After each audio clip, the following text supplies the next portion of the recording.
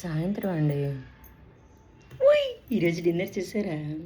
కొంచెం కొంచెం కారంగా లిజ్జత్ పాపడ, కొంచెం కొంచెం నాకు నచ్చింది బంగాళదుంపలు.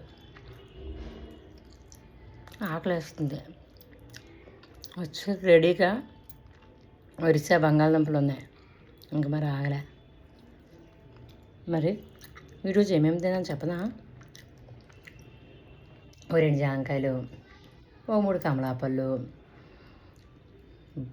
బస్సులో తినడం పడుకుని పోవడం, తినడం పడుకుని పోవడం.